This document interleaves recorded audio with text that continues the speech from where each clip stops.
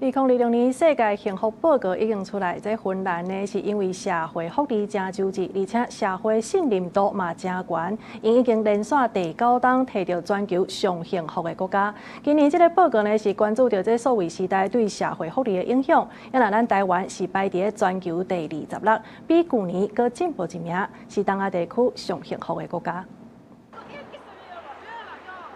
在冰天雪地芬蘭，民眾對生活的滿意是真有溫度。3月19發布的2026年世界幸福報告指出，芬蘭會當當年摕到冠軍，關鍵是佇財富的分配平均，有高品質、負擔得起的醫療甲心理諮詢系統。另外，北歐社會互信程度真懸，讓百姓佇拄着困難的時有強大的社會支持網絡通瓦靠。這種安全感是比單純的物質財富更較珍貴。The thing that people typically underrate, which is the importance of social support and the quality of our social lives.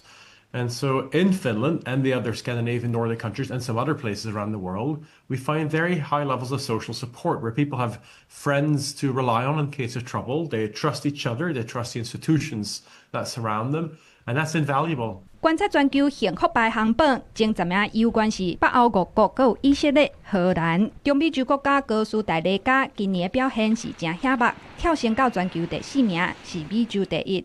亞洲部分，台灣排第26名，比去年升1名。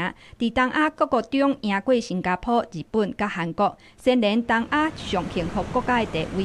報告分析，穩定的經濟發展甲社會制度是台灣維持高幸福感的核心來源。不過，報告嘛也一項互感覺不安的趨勢。在美國、加拿大甲澳洲等西方國家，25歲以下少年人的幸福感是直直落。專家指出，演算法驅動的社群媒體內容，讓少年人掉在被動消費甲社交歡樂的毒性雞尾酒，加上人工智慧 ChatGPT 等的發展，對未來就業市場的威脅，閣有對氣候變遷的煩惱，讓這樣的少年人感受到唔捌有的生存壓力。But there's also the affordability.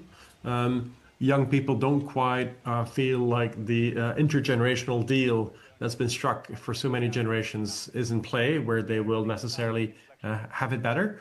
The anxieties about the labor market. If you're graduating today from university or a tertiary degree, good luck trying to catch up with ChatGPT.